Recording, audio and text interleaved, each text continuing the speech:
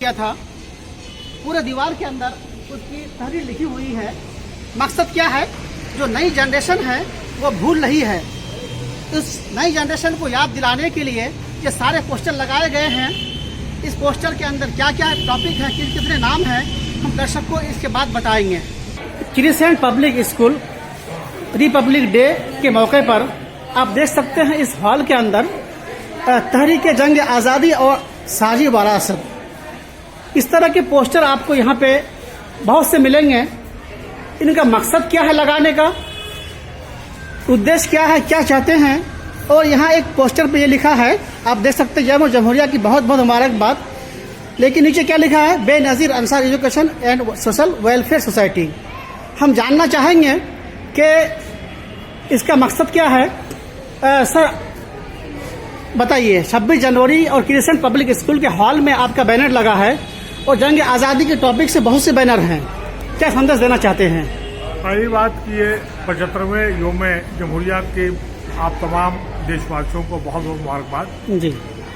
हमें इस मौके पे तमाम अपने आने वाले नई नस्लों को ये बताने की जरूरत है कि जंग आज़ादी जो है सबने मिलके, जात पात धर्म से ऊपर उठ के सबने मिलके एकजुट होकर जंग आज़ादी की लड़ाई में भाग लिया और मुल्क को आज़ाद कराया।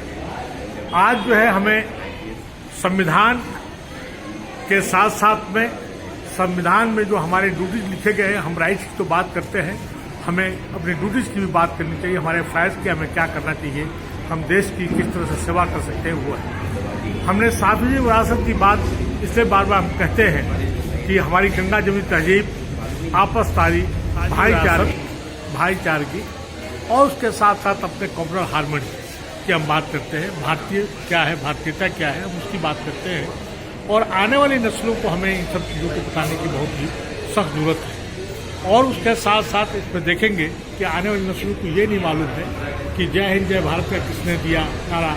भारत महिलाएं भी हमारे साथ में हैं, हम जानना चाहेंगे कि क्या पहली बार देखा आपको इस तरह कार्यक्रम? जी मैम बताइए, पहली बार देखा आपको इस तरह कार्यक्रम?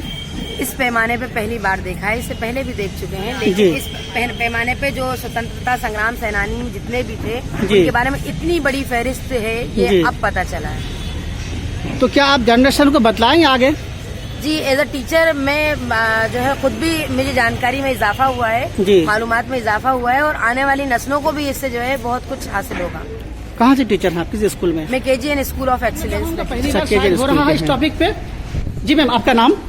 शबाना मैम, क्या फील हो रहा है पहली बार इतने जंग आज़ादी का नाम सुन के?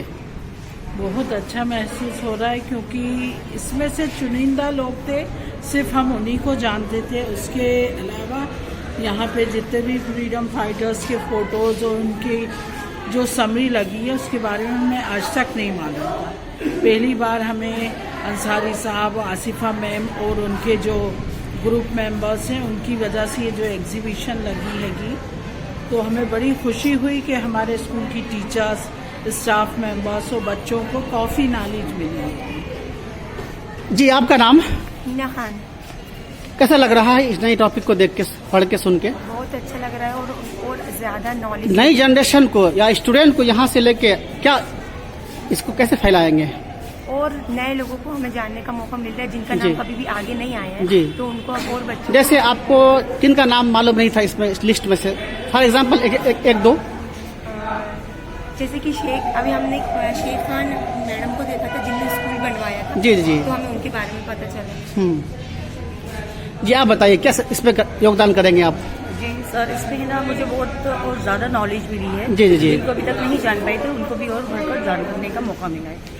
मैं प्रोफेसर आसफा एम यासीन हूँ जी, और फिलहाल मैं KGN स्कूल में डायरेक्टर की तरह से काम कर रही हूँ जी।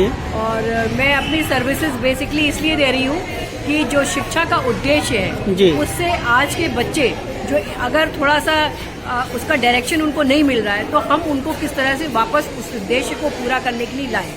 और ये जो एग्जीबिशन लगाई गई है ये बहुत बड़ा एक डायरेक्शन है और बहुत बड़ा काम है जो उन बच्चों को हमको ये बताना है कि आज देश के हालात जो हैं उनके अंदर इम्पोर्टेंट बात समझने की है कि हर बच्चा ये जाने कि ये सारा जो आज़ादी का मूवमेंट था ये भारत के सभी लोगों ने मिल के आज़ादी के मूवमेंट में आज़ादी दिलाई थी, चाहे वो हिंदू हो, चाहे सिख हो, चाहे ईसाई हो, चाहे मुसलमान हो।